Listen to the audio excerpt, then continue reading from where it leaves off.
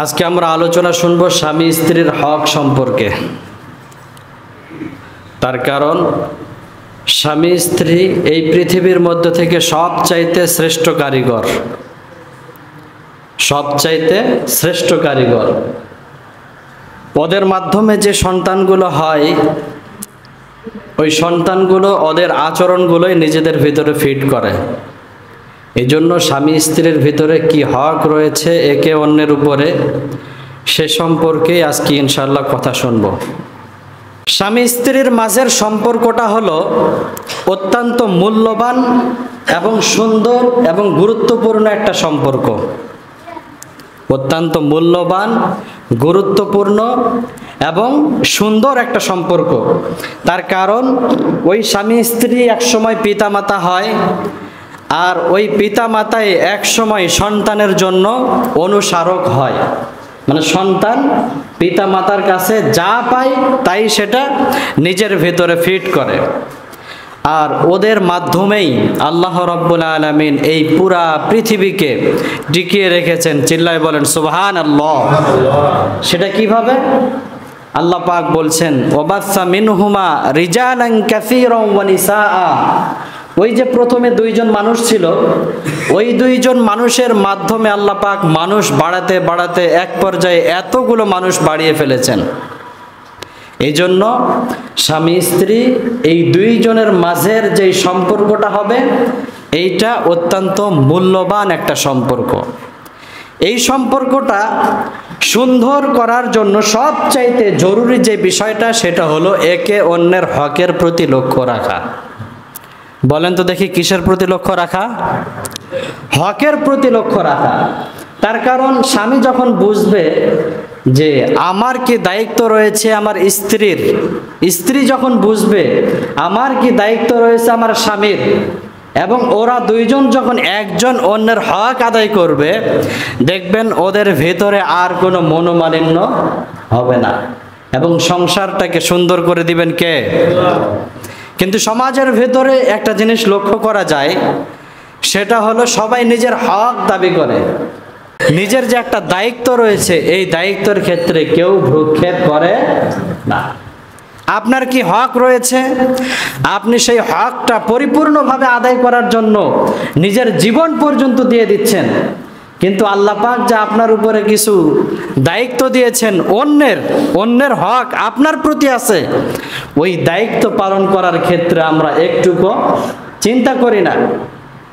সমাজের ভেতরে দেখবেন অনেক বাবা মা রয়েছে, তারা চিন্তা করে যে আমার সন্তানের উপরে আমার কি হক রয়েছে। অনেক নেতা মনে মনে চিন্তা করে আমার কর্মীর উপরে আমার কি হক রয়েছে। অনেক স্বামী মনে করে আমার স্ত্রীর উপরে আমার কি হক রয়েছে। কিন্তু এই প্রত্যেকটা শ্রেণী একবারও চিন্তা করে না যে ভিন্নজন ব্যক্তি যে রয়েছে, ওর কি অধিকার আমার উপর রয়েছে। ঠিক কিনা বলেন? যারা আমরা কর্মী রয়েছি, আমরা রাস্তায় দাঁড়িয়ে আন্দোলন করতে করতে নিজের জীবন পর্যন্ত দিয়ে দিচ্ছি। কেন? কিসের কারণে? নিজের হক আদায় করার জন্য।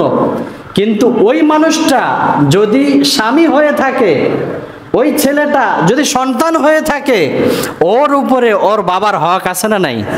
বলেন। ও যদি স্বামী হয়ে থাকে, ওর উপরে ওর স্ত্রীর হক আছে না নাই? আছে।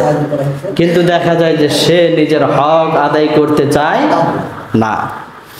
এই হক আদায় করার ক্ষেত্রে সবচাইতে গুরুত্বপূর্ণ বিষয় যেটা, সেটা হলো আল্লাহ রাব্বুল আলামিনের বিধান মানা এবং আল্লাহর রাসূল সাল্লাল্লাহু আলাইহি ওয়াসাল্লামের তরিকা মানা। আল্লাহ পাক কি বিধান কোরআনে নাজিল করেছেন, আল্লাহর হাবিব সাল্লাল্লাহু আলাইহি ওয়াসাল্লাম তিনি তিনার মুখ দিয়ে হকের ক্ষেত্রে, অধিকারের ক্ষেত্রে কি বলেছেন, এগুলো যদি আমরা ফলো করি, তাহলে দেখব একজনে অন্যের হক আদায় করাটা আমাদের জন্য খুব সহজ হয়ে যাবে। এর বিপরীতে আমরা যদি আল্লাহর রাসূলের তরিকা, আল্লাহ রাব্বুল আলামিনের বিধানকে ফলো না করে শয়তানের বিধান ফলো করি, তাহলে বলেন তো দেখি নারাজ হবেন কে? চিল্লায় বলেন, নারাজ হবেন কে? আল্লাহর হাবিব সাল্লাল্লাহু আলাইহি ওয়াসাল্লাম বলেন, বুখারী মুসলিমের বর্ণনা, আল্লাহর রাসূল সাল্লাল্লাহু আলাইহি ওয়াসাল্লাম সাহাবায়ে কেরামদেরকে বোঝাচ্ছেন, প্রতিটা দিন শয়তান সমুদ্রের মাঝে পানির উপরে সে তার আসন গেড়ে বসে যায় এবং সে তার প্রত্যেকটা কর্মীকে বলে দেয়, পৃথিবীর আনাচে কানাচে চলে যাও, ওখানে চলে যাও, ওখানে চলে যাও, গিয়ে মানুষগুলোকে প্রবণতা দাও, কুমন্ত্রণা দাও, ভালো কাজ থেকে বিরত রেখে খারাপ কাজের মধ্যে লাগিয়ে দাও। আল্লাহর হাবিব সাল্লাল্লাহু আলাইহি ওয়াসাল্লাম বলেন, এক পর্যায়ে তাদের ডিউটি যখন শেষ হয়ে যায়, প্রত্যেকটা কর্মী তাদের নেতার কাছে এসে হাজির হয়ে যায়। আল্লাহর রাসূল বলেন, একদিন এক কর্মী এসে বলেন, ও আমার মনিব, আমার নেতা, আমি বেশি কিছু কাজ করতে পারি নাই, জাস্ট শুধু এতটুকু কাজ করেছি। একজন মানুষ নামাজে যাচ্ছিল, মাঝপথে আমি তাকে এমন কিছু কাজের মধ্যে লাগিয়ে দিয়েছি, সে নামাজ ছেড়ে দিয়ে সেই কাজের মধ্যে লিপ্ত হয়ে গিয়েছে। সেই শয়তান সেই ব্যক্তিকে ধরে, সেই শয়তানকে ধরে নিজের কাছে ডেকে আনলেন। ডেকে আনার পরে বলে, তুমি সবচাইতে বড় কাজ করেছো। তার কারণ একজন মানুষ যখন নামাজ আদায় করে তখন সেই মানুষটা একজনের নিকটবর্তী হয়ে যায়। চিল্লায় বলেন তো দেখি উনি কে? একজন মানুষ যখন আল্লাহর নিকটবর্তী হতে চায় তখন সে যেন নামাজ আদায় করে। ওই শয়তান নেতা বলে যে তুমি তো ভালোই কাজ করেছো, তার কারণ ও যদি নামাজটা আদায় করতে পারতো তাহলে ডিরেক্টলি তো আল্লাহর নিকটবর্তী হয়ে যেত। তার কারণ আল্লাহ তো নিজেই কোরআনের ভেতরে বলেছেন, ওয়াসজুদ ওয়াকতারিব, সিজদা দাও আর আল্লাহর নিকটবর্তী হয়ে যাও। সুবহানাল্লাহ বলেন।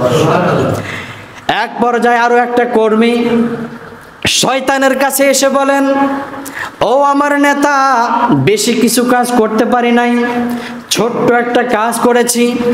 অমুক এলাকার একজন দম্পতি ছিল, তারা খুব সুন্দরভাবে তাদের জীবন পরিচালনা করছিল, তাদের মাঝে গিয়ে আমি কুমন্ত্রণা দিয়ে ঝগড়া লাগিয়ে দিয়েছি।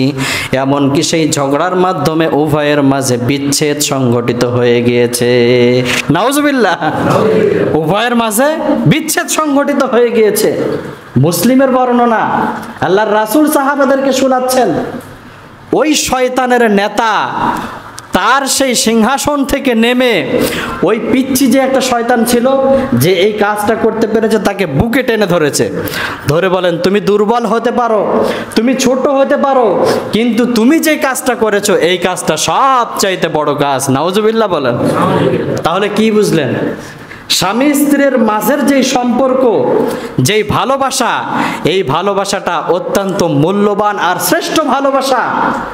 এই ভালোবাসাটা তখনই রক্ষা করা যায় যখন একজনে অন্যের হকটা আদায় করা যায়। আর এই হকটা আদায় তখনই হয় যখন একজন ব্যক্তি আল্লাহর বিধান আর রাসূলের তরিকা অনুযায়ী নিজের জীবনকে ফলো করে। যখনই করব তখনই আমরা কোন দলে চলে যাব বলেন? শয়তানের দলে চলে যাব। আর শয়তানের দলে যদি আমরা চলেই যাই, আল্লাহ না করুক আমাদের ভেতরে যদি তালাক সংঘটিত হয়েই যায়, তাহলে নারাজ হবেন একজন। চিল্লায় বলেন তো দেখে উনি কে? আল্লাহ পাক আমাদের সকলকে এই পরিমাণ ঘৃণিত কাজ থেকে বিরত থাকার তৌফিক দান করুন। সকলে পড়ি আমিন। আল্লাহ রাব্বুল আলামিন স্বামী স্ত্রীর মাঝের হক সম্পর্কে কি বলেন শোনার দরকার আছে না নাই? রাব্বুল আলামিন বলেন, الرجال قوامون على النساء بما فضل الله بعضهم على بعض وبما أنفقوا من أموالهم। রাব্বুল আলামিন বলেন, পুরুষদেরকে আমি নারীর উপরে শাসক বানিয়েছি আর নারীদেরকে বানিয়েছি আমি শাসিতা। তার কারণ আল্লাহ রাব্বুল আলামিন এই পৃথিবীর নিয়ম অনুযায়ী একজনকে অন্যজনের উপরে শ্রেষ্ঠত্ব দান করেন। রাব্বুল আলামিন বলছেন, পুরুষ যারা রয়েছে তাদেরকে আমি শাসক বানিয়েছি। কাদের উপরে বলেন? নারীর উপরে। তার কারণ একটা সিস্টেম হলো যে সবাই যদি নেতা হয় তাহলে ওই পৃথিবী টিকে থাকবে না। এই জন্য কেউ নেতা হবে, কেউ হবে কর্মী, কেউ হবে শাসক, কেউ হবে শাসিত। আল্লাহ রাব্বুল আলামিন বলছেন স্বামী স্ত্রীর মাঝে আমি শাসক বানালাম কাকে? বলেন, পুরুষকে বানালাম। সমাজের ভেতরে কিছু মানুষ এমন পাবেন যারা সমান অধিকার এবং নারীর স্বাধীনতার তোড়জোড় নিয়ে চিল্লাচিল্লি করে, আছে না নাই বলেন? তারা বলে যে স্বামী আর স্ত্রী, নারী আর পুরুষ উভয়ের মাঝে সমান অধিকার, একজনের শ্রেষ্ঠত্ব অন্যজনের উপরে হতে পারে না। এবং তারা বলে যে একজন মহিলার উপরে কিংবা স্ত্রীর উপরে আল্লাহ রাব্বুল আলামিন জুলুম করছেন। চিল্লায় বলেন নাউজুবিল্লাহ। আল্লাহ পাক কি জুলুম করেন নাকি? রাব্বুল আলামিন বলেন ইন্নাল্লাহা লা ইয়াজলিমু মিসকালা যাররাহ। রাব্বুল আলামিন পুরা পৃথিবীর প্রত্যেকটা মানবকে জানিয়ে দিলেন, ও আমার বান্দারে, জুলুম তো দূরের কথা, এক কিঞ্চিত পরিমাণ নির্যাতন কোনো মানুষের প্রতি আমি করি না। সুবহানাল্লাহ। যারা বলে যে নারী আর পুরুষের সমান অধিকার এবং এই সমান অধিকারটা প্রতিষ্ঠা করার জন্য তোড়জোড় করে, চেঁচামেচি করে, আন্দোলন করে, তারা বলে যে আল্লাহ আমাদের উপরতি অন্যায় করেছে, অবিচার করেছেন। কিন্তু আল্লাহ পাক বলছেন যে আমি কখনো কোনো মানুষের উপর কিংবা কোনো পশুর উপর কোনো প্রকার জুলুম করি, বলেন সবাই, জুলুম করি না। কিন্তু তারা এটা কেন করে? তারা চায় যে আমাদের মুসলিম সমাজের মহিলাদেরকে রাস্তায় নিয়ে আসতে। কথা বলেন ঠিক কিনা? এটাই তাদের উদ্দেশ্য, যে মুসলিমরা প্যাকেটের ভিতরে, পর্দার ভিতরে থেকে আল্লাহর আদেশ মানবে, আল্লাহর বিধান মানবে, এইটা আমরা চাই না। তারা চায় যে মহিলাগুলোকে রাস্তার মধ্যে আনতে, তারা চায় মহিলাগুলোকে পুরুষের মতো কষ্ট দিতে। ঠিক কিনা বলেন? আবার রাব্বুল আলামিন বলেন, ও আমার বান্দারে, স্বামী স্ত্রীর মাঝের যে সম্পর্ক, একজন স্বামী তার স্ত্রীকে বিবাহ করার পরে মৃত্যুর আগ পর্যন্ত তাদের যে একটা সম্পর্ক রয়েছে, তাদের যে একটা দূরত্ব রয়েছে, এই দূরত্বটা হলো একটা পথ। এই পথের পাড়ি দেওয়ার জন্য একজন নেতার প্রয়োজন, সেই নেতাটা হলো স্বামী। সুবহানাল্লাহ বলেন। আবার আল্লাহর হাবিব সাল্লাল্লাহু আলাইহি ওয়াসাল্লাম বলেন, কানজুল উম্মাল নামক কিতাবের মধ্যে এসেছে, আল্লাহর হাবিব বলেছেন, ক্ষুদ্র যদিও দল হয়, একটা দল, সেই দলটা যদিও ক্ষুদ্র হয়, যতই ছোট হোক না কেন, সেই দলের মধ্য থেকে একজনকে তোমরা নেতা বানিয়ে নাও। সুবহানাল্লাহ বলেন। আল্লাহর হাবিব বলছেন, একটা দল, একটা কাফেলা, কয়েকজন বন্ধু মিলে তোমরা কোথাও যাচ্ছ, ওখানে একজনকে তোমরা নেতা বানিয়ে নাও। যদি নেতা বানাতে পারো তাহলে তোমাদের ওই দলের ভেতরে সফলতা দিবেন একজন। চিল্লায় বলেন উনি কে? আল্লাহর হাবিবও বললেন নেতা বানাও। আর আল্লাহ পাক রব্বুল আলামিন তো মানবের কারিগর, উনি তো মানব বানিয়েছেন, মানুষ বানিয়েছেন। কাকে নেতা বানালে সবচাইতে ভালো হবে উনি তো ভালো জানেন। এই জন্যই তো রব্বুল আলামিন বললেন যে মহিলা না, নেতা হবে পুরুষ। আপনি মানবীয় গুণাবলীর প্রতি লক্ষ্য রাখেন। একটা মানুষের যে মানবীয় গুণাবলী আছে, শারীরিক গুণাবলী আছে, ওই দিকে যদি লক্ষ্য রাখেন, সেখানেও লক্ষ্য করে দেখবেন যে একজন মহিলা না, নেতা হওয়ার যোগ্যতা রাখে একজন পুরুষ। তার কারণ শারীরিক সক্ষমতার দিক থেকে একজন মহিলাকে রাব্বুল আলামিন দুর্বল হিসাবে বানিয়েছেন।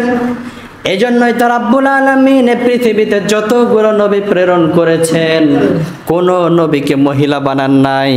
আল্লাহ রাব্বুল আলামিন জানেন মহিলাদেরকে আমি দুর্বল করে বানিয়েছি, এই মহিলাদেরকে আমি পুরুষ থেকে বানিয়েছি। সুবহানাল্লাহ। মহিলাদেরকে যে আল্লাহ কিভাবে বানিয়েছেন আল্লাহ তো ভালোভাবেই জানেন। এই জন্য উনি বলছেন যে মহিলারা কখনো শাসক হতে পারে না।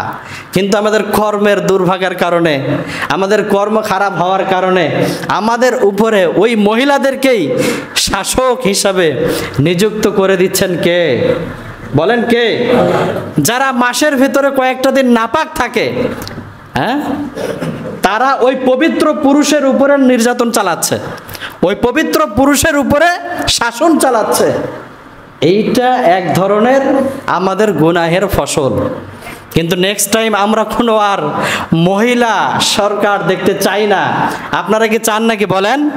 নেক্সট টাইম আমরা আমাদের সরকার যিনি হবেন, সেনা প্রধান যিনি হবেন, যিনি আমাদের দায়িত্বে আসবেন, যিনি আমাদের ছাউনি হিসাবে আসবেন, উনি কখনো মহিলা হতে পারে না।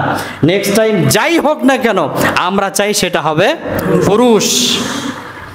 আবার রাব্বুল আলামিন বলেন, ও আমার বান্দারে, মানবীয় গুণাবলীর প্রতি যদি তোমরা মহিলাদের ক্ষেত্রে লক্ষ্য রাখো, তাহলে সেই মহিলাগুলো নিজেরাই ঠকে যাবে।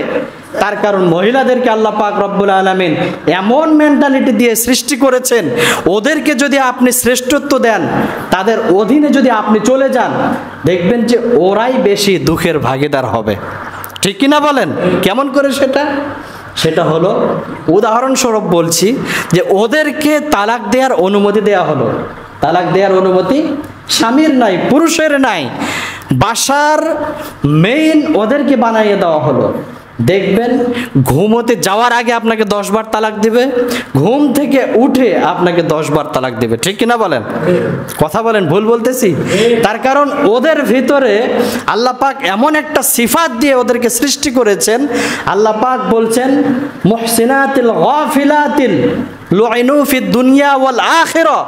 আল্লাহ পাক বলছেন মহিলাদের সাদাসিধা জীবন, তারা যে উদাসীন, এইটা তাদের একটা ভালো সিফাত, এটা গুণ। তারা যে দুষ্টমি করবে, তারা যে শয়তানি করবে, তারা যে অলস হবে, তারা যে দুর্বল হবে, এইটা তাদের একটা সিফাত। আল্লাহ পাক বলছেন এটা। কিন্তু ওরা যদি তোমাদের নেতা হয়ে যায়, তাহলে এইটা ওদের উপরেই কষ্ট। এজন্যই তো রাব্বুল আলামিন বলছেন, প্রথমেই বলে দিলেন যে পুরুষদেরকে আমি মহিলাদের উপরে শ্রেষ্ঠত্ব দান করেছি। আর যারা বলে যে আল্লাহ পাক আমাদের উপরে জুলুম করছেন, আল্লাহ পাক বলছেন যে না, আমি মানুষ কেন, কোনো একটা পিঁপড়ার প্রতিও জুলুম করি না। সুবহানাল্লাহ বললেন না? তাহলে যারা আন্দোলন করে যে নারী পুরুষের সমান অধিকার, তারা কি চায় বলেন তো দেখি?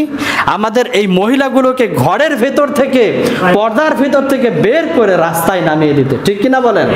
আবার মানবীয় গুণাবলীর প্রতি যদি লক্ষ্য রাখি, তাহলে দেখবেন তাদের মেজাজটা টেম্পার হিট, তারা অল্পতেই রেগে যায়, অল্পতেই কোনো একটা বিষয় মেনে নেয়। আমার যুবক ভাইরা জানে, তাদেরকে আপনি অল্প একটু পটানোর চেষ্টা করবেন, তারা পটে যাবে। এরপরে পটে যাওয়ার পরে ওই মহিলাটাকে অন্য কেউ যখন প্রবণতা দিবে, কোনো একটা জিনিস বোঝানোর চেষ্টা করবে, আবার দেখবেন যে ওর প্রতি আবার সে পটে যাবে। ঠিক কিনা বলেন? তার কারণ এমন একটা সিফাত দিয়ে আল্লাহ পাক রব্বুল আলামিন ওদেরকে সৃষ্টি করেছেন। এই জন্য আল্লাহ পাক রব্বুল আলামিনের বিধান, আমি পুরুষকে শাসক বানিয়েছি, এইটা মানতে আমাদের কি কোনো দ্বিমত আছে? সবাই বলেন, দ্বিমত আছে? তা পুরুষ নাকি মহিলা? বলেন সবাই। পুরুষ শাসক হবে। আল্লাহ পাক কবুল করুন, সকলে পড়ি আমিন। আমাদের তৃতীয় নাম্বার পয়েন্ট হলো যে পুরুষ ভাইয়েরা এই আয়াতটা সব সময় সুন্দর করে স্মরণ রাখে। কি আয়াত? যে আর রিজালু কাওয়ামুনা আলান নিসা। তাদের স্ত্রীদেরকে এটা খুব সুন্দর করে শোনায় যে আজকে হুজুর আলোচনা করেছে, আমরা পুরুষরা মহিলাদের উপরে শাসক, আমরা ওদেরকে যা বলবো ওরা তাই শুনতে বাধ্য। কিন্তু আল্লাহ পাক রব্বুল আলামিনের আরো যে আয়াত রয়েছে, ওই দিকে আমরা লক্ষ্য করি না। রাব্বুল আলামিন সূরাতুর রুমের 21 নম্বর আয়াতের মধ্যে বলেন, ওয়া মিন আয়াতিহি আন খালাকা লাকুম মিন আনফুসিকুম আজওয়াজান লিতাসকুনু ইলাইহা ওয়া জাআলা বাইনাকুম মাওয়াদ্দাতাও ওয়া রাহমা। চিল্লায়ে বলেন আল্লাহু আকবার। রাব্বুল আলামিন বলেন, আমি পৃথিবীতে যতগুলো নিদর্শন সৃষ্টি করেছি, ওই নিদর্শনগুলোর মধ্য থেকে এইটা একটা সবচাইতে বড় নিদর্শন। মানুষগুলো, পুরুষগুলোর মধ্য থেকে আমি তাদের স্ত্রীদেরকে সৃষ্টি করেছি, আবার উভয়ের মাঝে আমি বন্ধুত্বের এবং ভালোবাসার সম্পর্ক সৃষ্টি করে দিয়েছি। দিয়েছি। সুবহানাল্লাহ। আল্লাহ পাক বলছেন মানুষকে আমি সৃষ্টি করেছি, পুরুষকে, ওই পুরুষের ভেতর থেকে আমি তার স্ত্রীকে সৃষ্টি করেছি। কেন? যেন ওই পুরুষটা ওই স্ত্রীর কাছে গিয়ে শান্তি পায়, সুকুনাত পায়। আবার ওই স্বামী আর স্ত্রীর মাঝে মোহাব্বত সৃষ্টি করে দিয়েছেন একজন, চিল্লায় বলতে হবে উনি কে? আল্লাহ আবার ভালোবাসা সৃষ্টি করে দিয়েছেন। আশরাফ আলী থানভী রহমাতুল্লাহি আলাইহি বলেন, পুরুষ যে মহিলার শাসক এই বিষয়টা আমি 100% বিশ্বাস করি। তবে উভয়ের মাঝে যে সম্পর্কটা থাকবে সেই সম্পর্ক গোলাম মনিবের মতো সম্পর্ক না। উভয়ের মাঝের যে সম্পর্কটা থাকবে সেই সম্পর্কটা হলো বন্ধুত্বের আর ভালোবাসার সম্পর্ক। সুবহানাল্লাহ। উভয়ের মাঝের সম্পর্কটা কি থাকবে এটা একটু পিছনে টেনে নেন। উভয়ের মাঝের সম্পর্কটা কিসের সম্পর্ক থাকবে বলেন সবাই? বন্ধুত্বের আর ভালোবাসার সম্পর্ক। আমরা পুরুষরা ওই আয়াতের দিকে লক্ষ্য রাখি যে আমাদেরকে তো শাসক বানিয়েছেন, কিন্তু আল্লাহ পাক সূরাতুর রুমের ভিতরে বলেছেন ওয়াজআলা বাইনাকুম মাওয়াদ্দাতাও ওয়া রাহমা, স্বামী আর স্ত্রীর ভেতরে ভালোবাসার একটা বন্ধন থাকবে। সুবহানাল্লাহ বললেন না? আশরাফ আলী থানভী রহমাতুল্লাহি আলাইহি আরো বলেন যে একটা কাফেলা যদি কোথাও বের হয়, ওদের ভিতরে একজন নেতা বানানোর প্রয়োজন পড়ে, সে নেতা হয় ঠিক, কিন্তু সে মনিব হয়ে যায় না। কথা বলেন ঠিক কিনা? সে নেতা হয় ঠিকই, কিন্তু অন্যান্য বন্ধুর উপরে সে মনিব হয়ে যায় না। সে অন্যান্য বন্ধুগুলোর উপরে প্রহার করে না, তাদেরকে কটু কথা বলে না, তাদেরকে আঘাত করে না, তাদেরকে নির্লজ্জ বলে না, তাদেরকে বিভিন্নভাবে কষ্ট দেওয়ার চেষ্টা করে না। তাহলে আমরা কেন করি? আমরা তাহলে কেন আমাদের বউদের সাথে এরকম খারাপ আচরণ করি? সমাজের ভেতরে অনেক পুরুষ আমরা এমন রয়েছি যারা মনে মনে চিন্তা করি, আরে আমার বউকে আমি যা বলবো আমার সেই কথাটাই সে শুনবে। সে শুয়ে আছে, সে ঘুমিয়ে আছে, এই মুহূর্তে আমি তাকে বলবো যে আমার জন্য পানি নিয়ে আসো, সে তো বিড়ালের মতো লাফ দিয়ে উঠে আমার জন্য পানি আনবে, কিন্তু এখনো সে শুয়ে আছে কেন? এরকম চিন্তা আমাদের ভেতরে আসে না নাই বলেন? কিন্তু তার দিকটাও তো লক্ষ্য রাখতে হবে, সে কি চায়, সে সুস্থ আছে নাকি অসুস্থ, ওর বিষয়টাও লক্ষ্য রাখার দরকার আছে না নাই? কথা বলেন।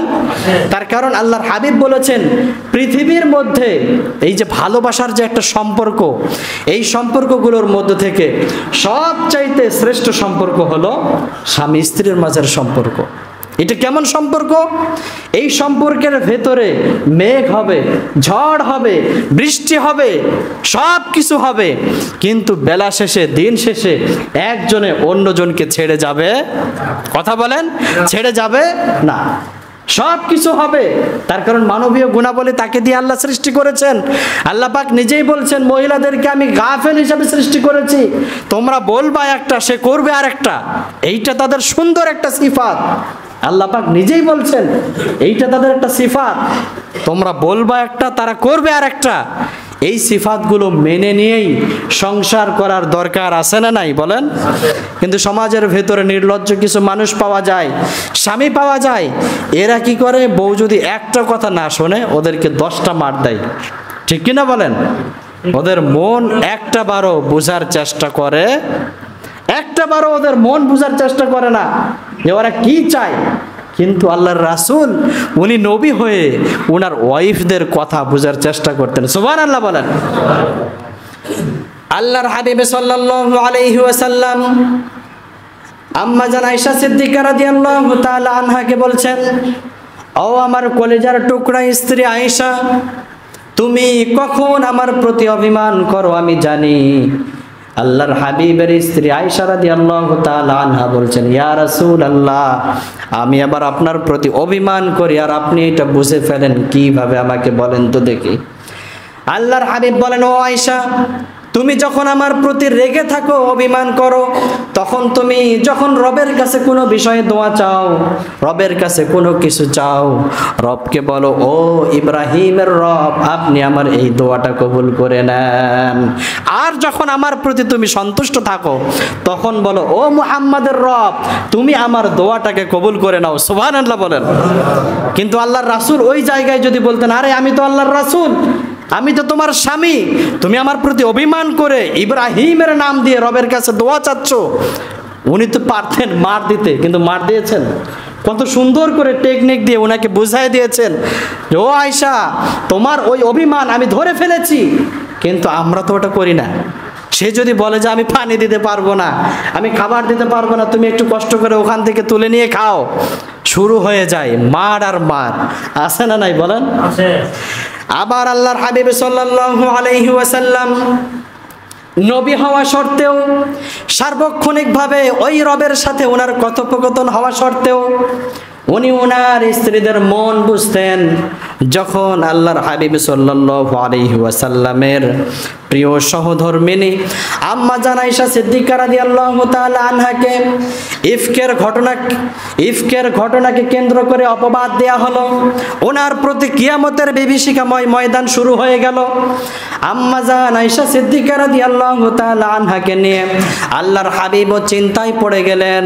এক পর্যায়ে সেই আয়েশাকে আল্লাহর হাবিব জিজ্ঞাসা করলেন, ও আয়েশা তুমি যদি পাপ শয়তানের প্রবণতায় পড়ে করেই থাকো, রবের কাছে মাপ চাও, আর যদি তুমি কোনো পাপ না করেই থাকো তাহলে ধৈর্য ধারণ করো, ওই রব তোমার প্রতি কোরআন নাজিল করে তোমাকে পবিত্র ঘোষণা করবেন।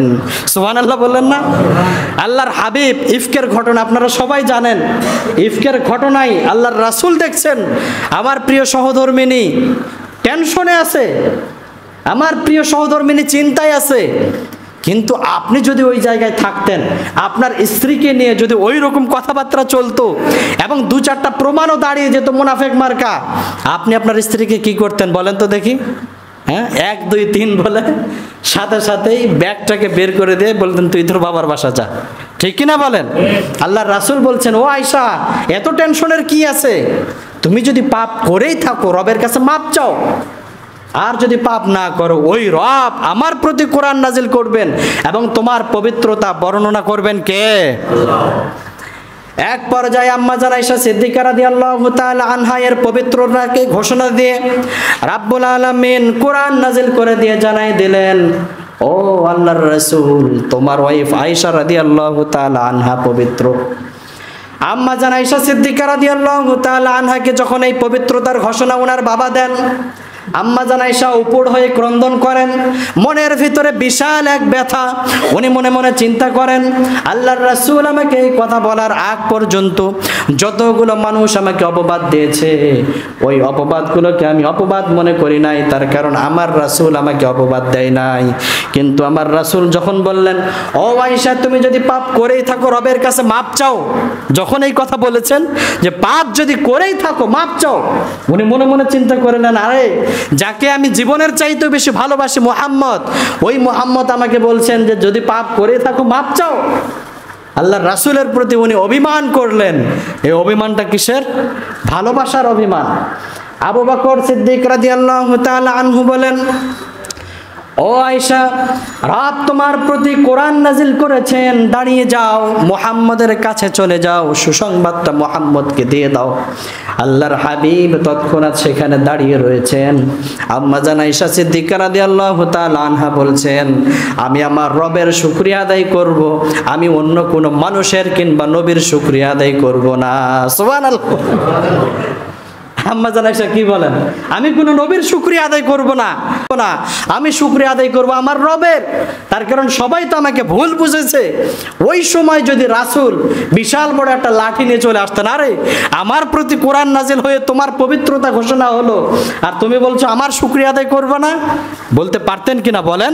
পারতেন তো। এইটা তো বলার উনি অধিকার রাখেন, তার কারণ উনার উপরে কোরআন নাজিল হয়েছেন। কিন্তু আল্লাহর রাসূল ওখানে নবী হিসাবে দাবি করেন নাই, ওইখানে উনি নিজেকে প্রেজেন্ট করেছেন যে আমি একজন স্বামী, আমার প্রতি আমার স্ত্রীর অভিমান রাগ থাকতে পারে, এটাই স্বাভাবিক। প্রিয় ভাইরা আমার, একটু বোঝার চেষ্টা করবেন।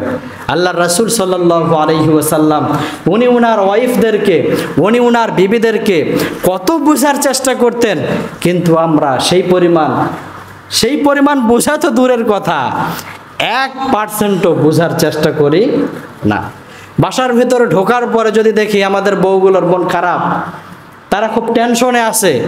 এইটা যদি একবার চোখে পড়ে তাকে আমরা মার দেওয়া শুরু করি, বকাবকি শুরু করি, আরে এত বড় কাজ করে আসলাম, বিজনেস করে আসলাম, এইটা করে আসলাম, ওইটা করে আসলাম, এসে কি তোমার রাগ দেখার জন্য আমি বাসায় ঢুকলাম নাকি? বলেন, এরকম বলে কি বলে না? কিন্তু একটাবারও বোঝার চেষ্টা করি না যে ওর মনটা কেন খারাপ, ওর মনটা কেন খারাপ, কেন ওর ভিতরে অভিমানটা দাখিল করেছে, এইটা আমরা একটাবারও বোঝার চেষ্টা করি না।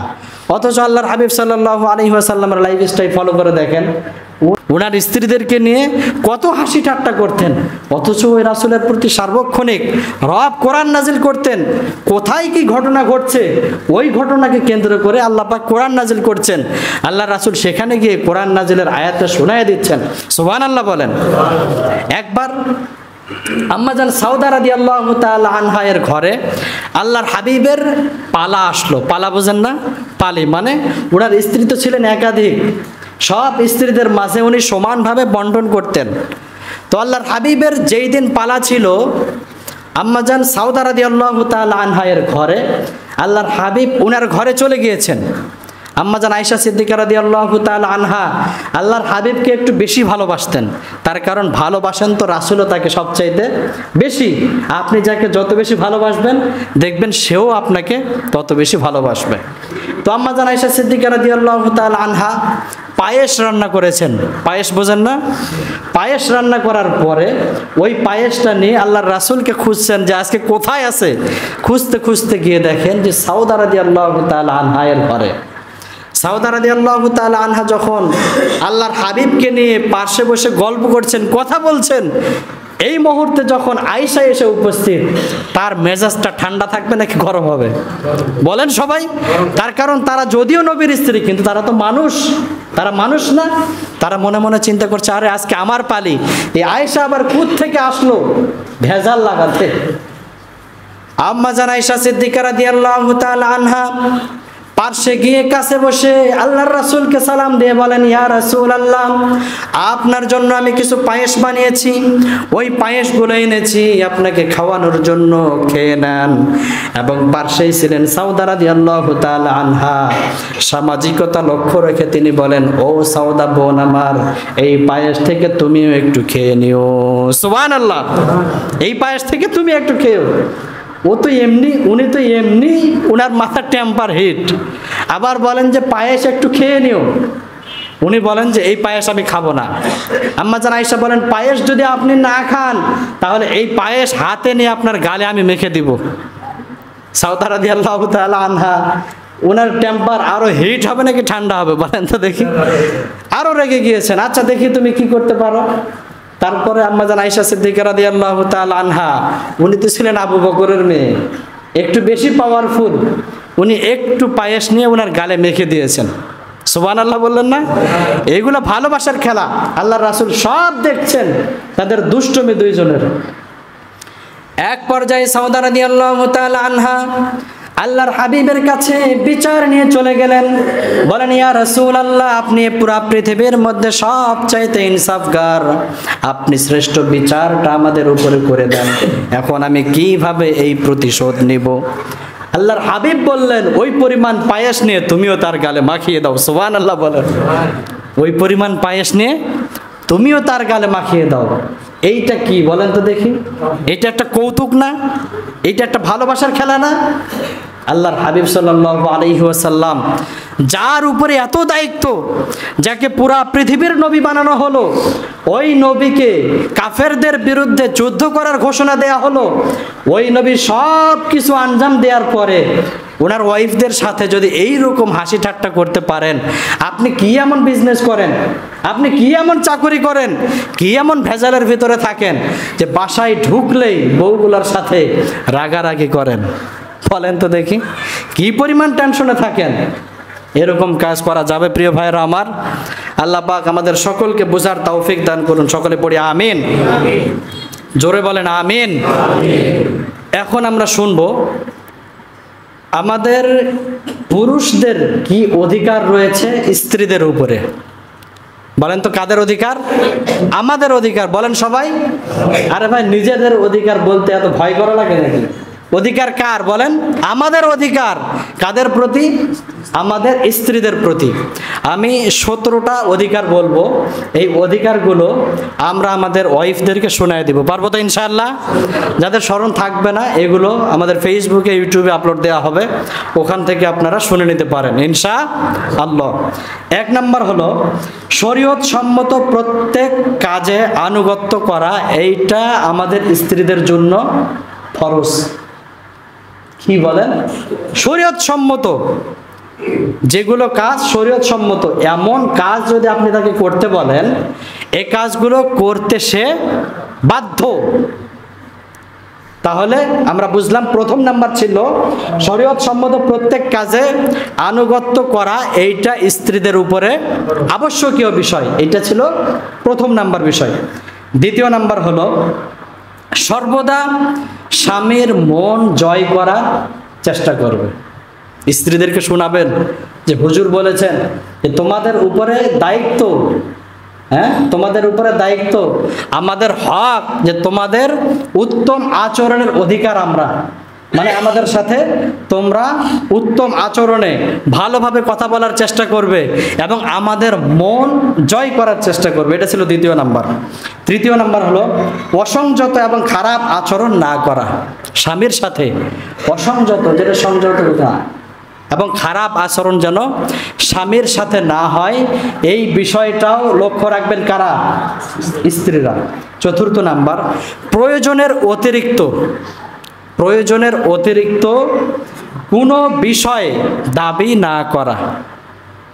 উদাহরণস্বরূপ কাপড়, বাসাবাড়ি, যেইটা প্রয়োজন পূরণ হয়ে যায় এই পরিমাণ চাওয়া স্বামীর কাছে, স্বামীকে চাপ না দেয়া। আপনাকে 2000 টাকার একটা 3 পিস দিলেই হয়, কিন্তু আপনি বলছেন যে আমাকে 4000 টাকা দিতে হবে, এমন অত্যাচার স্বামীগুলোর উপরে করা যাবে না। 5 নাম্বার পরপুরুষের সাথে কোনো সম্পর্ক রাখা যাবে না। কোনো সম্পর্ক পরপুরুষের সাথে রাখা যাবে না। 6 নাম্বার স্বামীর অনুমতি ছাড়া ঘরের ভেতরে কাউকে ঢুকতে দেয়া যাবে না। মুহাদ্দিসিনে কেরাম বলেছেন আপনি একজনকে দাওয়াত পর্যন্ত দিতে পারবেন না আপনার বাসায় আসার জন্য স্বামীর অনুমতি ছাড়া। পারবেন তো ইনশাআল্লাহ? 7 নাম্বার অনুমতি ছাড়া ঘর থেকে বের হওয়া যাবে না। আপনার অনুমতি না নিয়ে আপনার স্ত্রী ঘর থেকে বের পর্যন্ত হতে পারবে না। 8 নাম্বার আপনার সম্পদের হেফাজত করা, এইটা আপনার স্ত্রীর উপরে দায়িত্ব।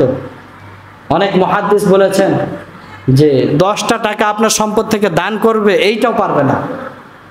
যত বড় সে দানবীর হোক না কেন, পারবে না।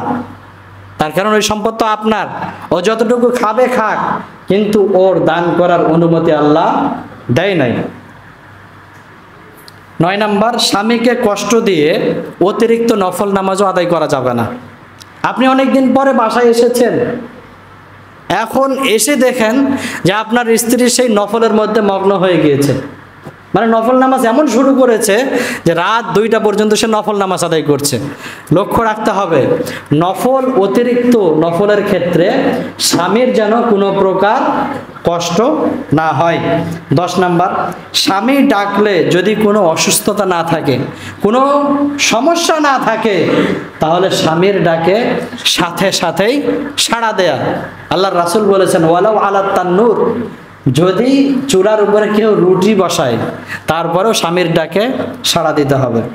11 নাম্বার স্বামীর আমানত, স্ত্রীর ইজ্জতকে হেফাজত করা। 12 নাম্বার দরিদ্র ও অসুন্দর হওয়ার কারণে স্বামীকে নিয়ে কটাক্ষ না করা। সমাজের ভিতরে এমন অনেক মহিলা রয়েছে, এরা কি করে যে স্বামী একটু দেখতে খারাপ, স্বামী একটু দরিদ্র, সে বলে যে তোমাকে বিয়ে না করে অন্য জায়গায় বিয়ে করলে আমি অনেক ভালো পুরুষ পেতাম। হাসে না নাই বলেন? এইভাবে স্বামীকে কটাক্ষ করা যাবে না। স্বামী যদি কোনো গুনাহের কাজ করে তাহলে স্বামীকে ভালোভাবে বোঝানো যে এই কাজগুলো না করা, রাগারাগি না করা এবং কড়া ভাষায় কোনো কিছু না বলা। 14 নাম্বার স্বামীর কাছে স্বামীর দোষ অন্যের কাছে বর্ণনা না করা। স্বামীকেই বোঝানোর চেষ্টা করতে হবে। 15 নাম্বার, স্বামীর পরিবারের এমনকি শ্বশুর শাশুড়ি যারা আছে এদের সাথে উত্তম আচরণ করা, ভালো ব্যবহার করা। পারা যাবে তো ইনশাআল্লাহ? 16 নাম্বার, সন্তানের লালন পালনের দায়িত্বে কোনো প্রকার অলসতা না করা। এই বিষয়গুলো আমরা আমাদের ওয়াইফগুলোকে জানাই দেব, পারবো তো ইনশাআল্লাহ? আর 1 মিনিটের ভিতরে স্ত্রীদের হক 10টা বলে দেবো। 1 নাম্বার হলো, স্ত্রীদেরকে কোনোভাবে কষ্ট দেওয়া যাবে না। শুধু যে স্বামীদের দায়িত্ব আছে বা অধিকার আছে এমনটা না, স্ত্রীদেরও আছে। স্ত্রীর হক হলো স্ত্রীকে কোনোভাবে কষ্ট দেওয়া যাবে না, কোনোভাবেই কষ্ট দেওয়া যাবে না। দেখতে হবে সে যেন আমাদের কাছ থেকে কোনোভাবে কষ্ট না পায়। 2 নাম্বার হলো, সে যদি কোনো ভুল করে তাকে ভালোবেসে মহাব্বতের সাথে তার সেই ভুলগুলোকে শুধরে দেয়া। 3 নাম্বার, বাসস্থান, খাবার এবং কাপড়ের ব্যবস্থা করে দেয়া। 4 নাম্বার, তার জন্য পর্দার ব্যবস্থা করে দেয়া। 5 নাম্বার, মোহর যদি আদায় করে না থাকেন এই মোহরটাকে যত সম্ভব তাড়াতাড়ি আদায় করে দেয়া।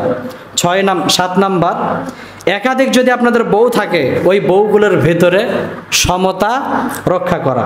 8 নাম্বার, শ্বশুর বাড়ির পুরুষদেরকে বলছেন যে শ্বশুর বাড়ির যে লোকজন আছে এদেরকে সম্মান করা।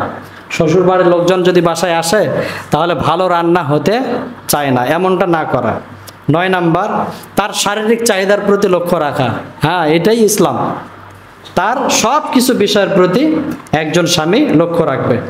10 নাম্বার, ইসলামী জ্ঞান তাকে শিক্ষা দেয়া যদি ইসলামী জ্ঞান না থাকে। 11 নাম্বার, তার প্রয়োজনের অতিরিক্ত তাকে কিছু হাত খরচ দেয়া। কি দেয়া বলেন? প্রয়োজনের অতিরিক্ত কিছু হাত খরচ দেয়া। সমাজের ভিতরে এই বিষয়টার প্রতি আমরা একটুকু লক্ষ্য রাখি না। আরে তোকে খাওয়াই পড়াই বাসা দিয়েছি, আবার তোর আবার হাত খরচ কি লাগবে? সে তো একটা মানুষ, তার অনেক কিছুর প্রয়োজন হতে পারে, কিন্তু অনেক প্রয়োজন মুখ ফুটে বলতে পারে না। এই জন্য তাদেরকে প্রতি মাসেই কিছু পয়সা দিয়ে দেয়া। পারবেন তো ইনশাআল্লাহ? আল্লাহ পাক রব্বুল আলামিন আমাদের সকলকে একে অন্যের হক বুঝে আল্লাহর রাসূলের তরিকা মতে হকগুলোকে আদায় করার তৌফিক দান করুন। সকলে পড়ি আমিন।